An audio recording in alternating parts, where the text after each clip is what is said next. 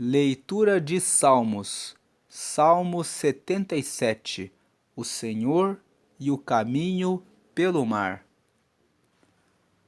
Você já sentiu que o silêncio de Deus era ensurdecedor? Hoje vamos entender como o Senhor nos ensina a orar em meio à angústia através do Salmo 77. A primeira parte do Salmo nos fala sobre o grito na noite. Os versos 1 ao 6 mostram o clamor incessante, onde mãos estão estendidas, sem cansar, e onde a alma está tão aflita que recusa o consolo superficial. Vamos ler os versos 1 ao 6. Verso 1. Eu grito bem alto para Deus. Grito, e Ele me ouve. Verso 2. Nas horas de aflição, eu oro ao Senhor. Durante a noite, levanto as mãos em oração, porém não encontro consolo. 3. Penso em Deus e começo a gemer. Começo a pensar e fico desanimado. 4. Deus não me deixa dormir. Estou tão preocupado que não posso falar. 5. Penso nos dias que já passaram e nos anos que se foram há muito tempo. 6. Gasto as noites em pensamentos profundos. Começo a meditar e a mim mesmo faço estas perguntas. Então nós vemos aqui que no Salmo 77, o salmista está pensando a respeito do passado. E ele fica orando, clamando, gritando até mesmo para Deus.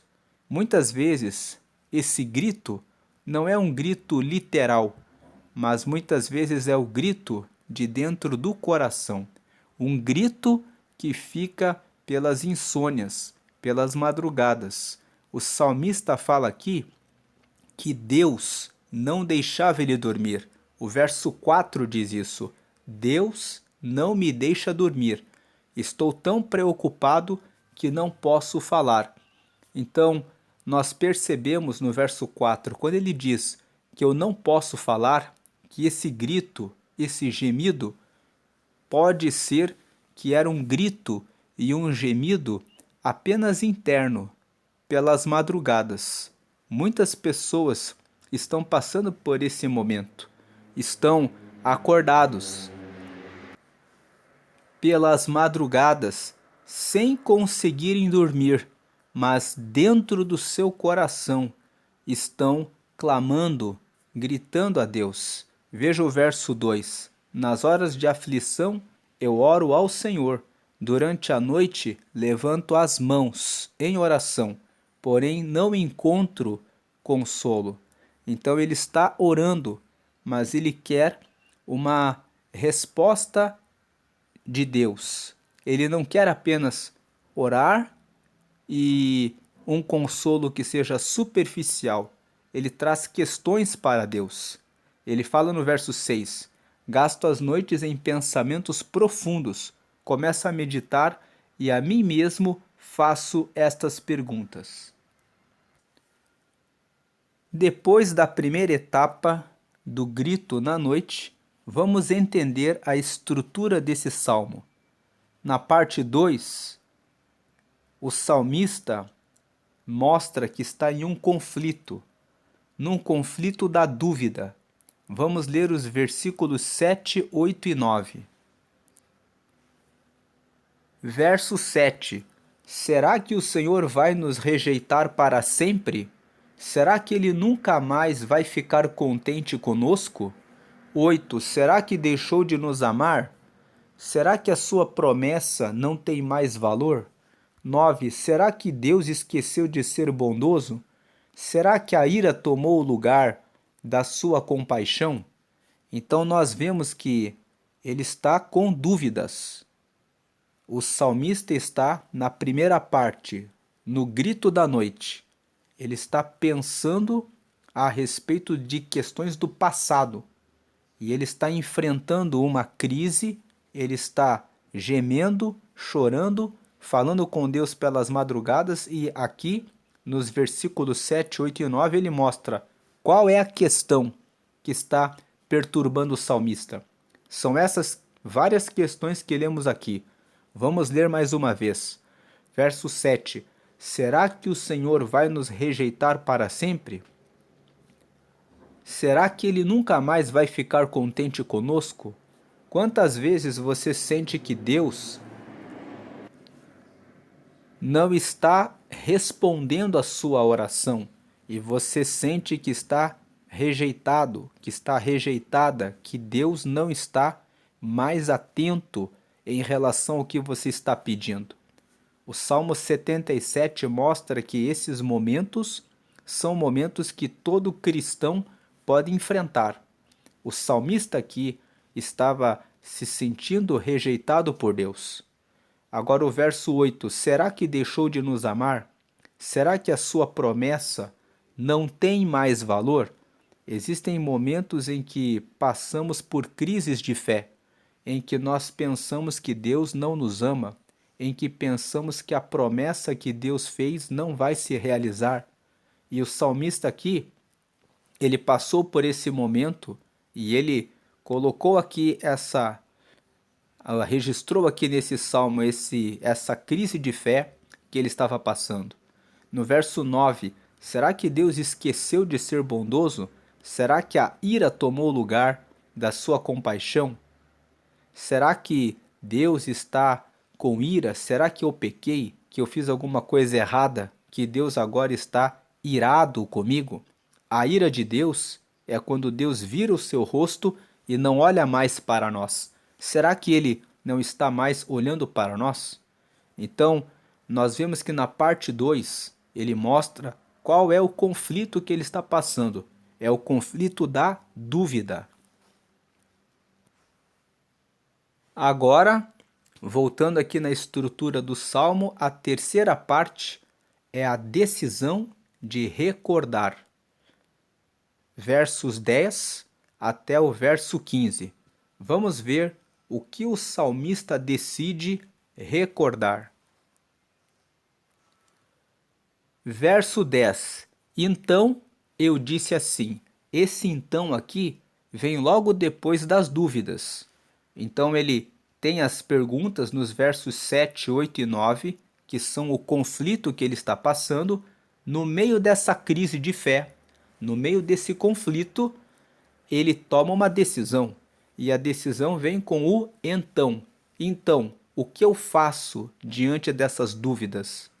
Então, eu disse assim. O salmista aqui tomou uma decisão. Então, eu disse assim. O pior de tudo é que o Deus Altíssimo não quer nos ajudar mais como antes. 11. Ó Senhor Deus, eu lembrarei dos teus feitos maravilhosos. Recordarei as maravilhas que fizeste no passado. Então aqui no 10 ele fala, então eu disse assim, no meio do conflito, ele chegou a uma conclusão, que Deus não queria mais ajudar o povo como antigamente. Ele fala, o pior de tudo é que o Deus Altíssimo não quer nos ajudar mais como antes. Mas, no verso 11, ele toma uma decisão. Ó Senhor Deus, eu lembrarei dos teus feitos maravilhosos. Recordarei as maravilhas que fizeste no passado. 12. Pensarei em tudo que tens feito. Meditarei em todos os teus atos poderosos. 13. Ó Deus, tudo o que fazes é santo. A palavra santo significa separado.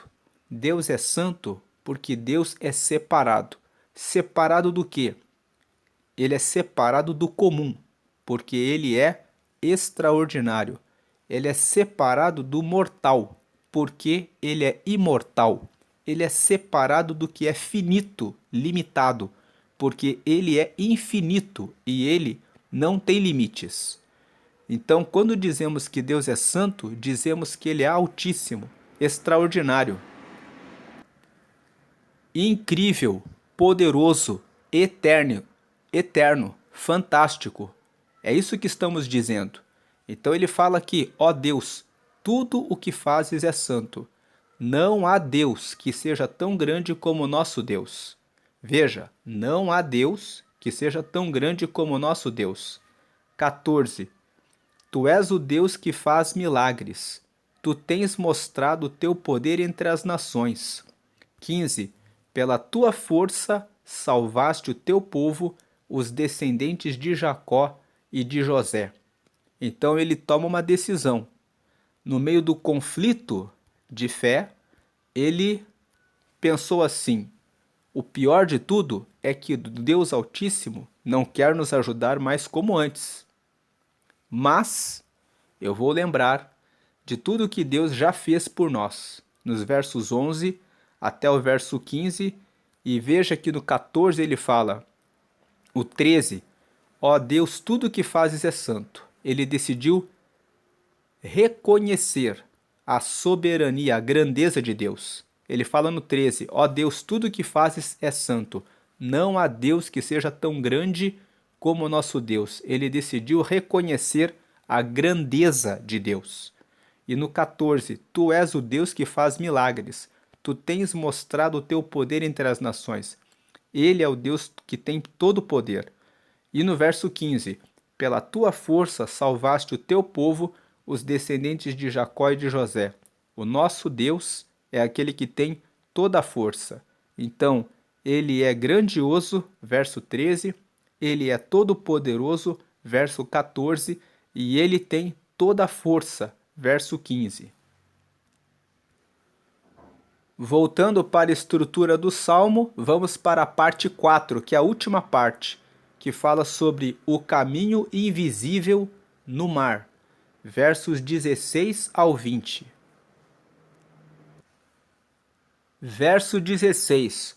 Ó Deus, quando as águas te viram, ficaram com medo. As águas profundas do mar tremeram. 17. As nuvens derramaram chuva. Houve trovoada nas alturas e os relâmpagos riscaram o céu em todas as direções. 18. O estrondo dos teus trovões se espalhou por toda parte. Os relâmpagos iluminaram o mundo inteiro e a terra foi sacudida e tremeu.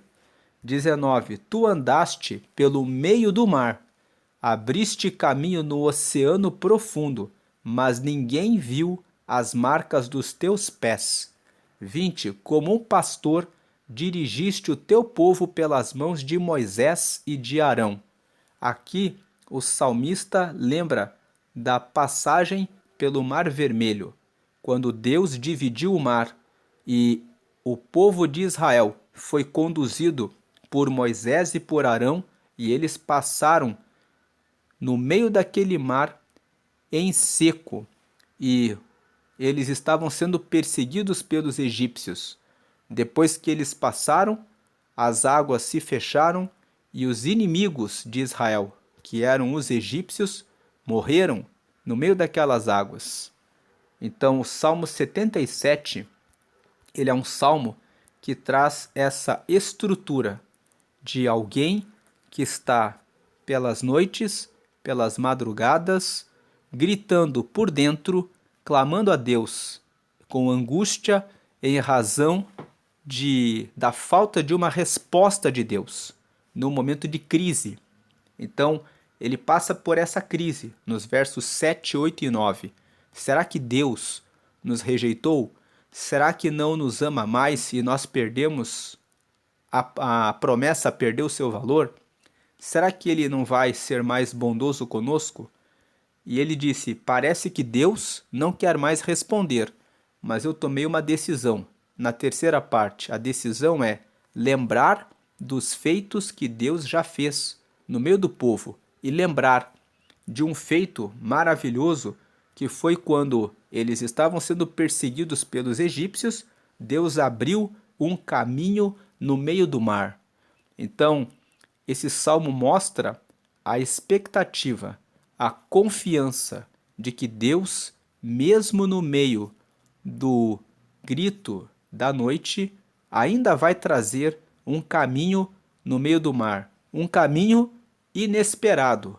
Aquele caminho no meio do mar era inesperado. A Bíblia conta que quando eles chegaram na frente do Mar Vermelho, eles pensaram, não tem mais saída, mas Deus abriu o caminho no meio do mar. Então, no meio das orações pela madrugada, da impressão de que Deus esqueceu de você, Deus ainda abre o caminho no mar. Ele tem o tempo reservado por ele para abrir o caminho do mar. O salmista, ele tomou uma decisão. Eu não vou ficar duvidando. A dúvida quer bater na porta do meu coração, mas eu não vou me entregar para a dúvida. Eu vou acreditar, porque o Senhor já fez no passado. E ele fez, e ele pode fazer de volta, e eu prefiro lembrar que ele fez, e ele pode fazer, e ele vai fazer. Vamos agora para o estudo do Salmo 77. Quem é o autor do Salmo 77? A autoria é Asaf. Ele era um líder levita, que era músico, e ele era profeta no templo, e ele foi consagrado ao templo na época do rei Davi. O título original, na Bíblia original, existe um título para esse salmo, que é Ao Mestre de Música, segundo Jedutum, Salmo de Asaf. Então você vê pelo título na Bíblia original que o Salmo 77 foi escrito para ser levado para o mestre de música, para que fosse cantado no templo. Segundo Jedutum, aqui nós temos uma nota. Quem era Jedutum? Era um dos chefes da música de Davi. Indica um tom contemplativo e solene para a melodia. Existia um modo, uma melodia que Jedutum tinha preparado para cantar os salmos. Então esse Salmo 77 aqui, ele tinha uma melodia certa para ser tocada no templo. E ele era um salmo de Asaf. Ele foi escrito por Asaf. Na verdade, esse salmo provavelmente foi escrito por um dos descendentes de Asaf. Quando você vê no título do salmo que é segundo Asaf, nem sempre foi o próprio Asaf que escreveu.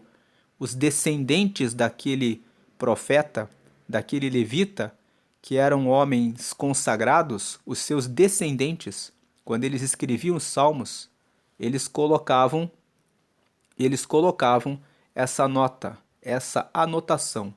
Aqui esse salmo, ele indica que foi escrito por Asaf ou alguém da família dele. É possível que tenha sido escrito pelo próprio Asaf, uma vez que ele tem uma referência de que ele foi composto segundo Jedutum, e Jedutum era um dos chefes da música de Davi, que indica um tom contemplativo e solene para a melodia. Então, como Asaf indica Jedutum, é provável que foi o próprio Asaf que escreveu esse salmo aqui, o 77. É que nós já lemos, quem está acompanhando essa série, lembra do Salmo 74, que o Salmo 74 fala que é de Asaf, mas ele se refere ao cativeiro na Babilônia, que aconteceu muitos anos depois. Então, no Salmo 74, nós vemos que era impossível, pela questão do tempo, que fosse o próprio Asaf que escreveu aquele salmo. Mas no título do salmo original está escrito que foi escrito por Asaf. Então, podemos ver ali no 74 que foi um parente, um descendente dele que escreveu. Aqui no 77, é possível que tenha sido Asaf que escreveu porque ele escolheu uma melodia segundo Jedutum. E Jedutum era um dos líderes de louvor no tempo do rei Davi, na mesma época que Asaf era o líder de louvor. Então, se ele escolheu a melodia segundo Jedutum, pode ser que foi o Asaf mesmo, o próprio Asaf, que escreveu o Salmo 77.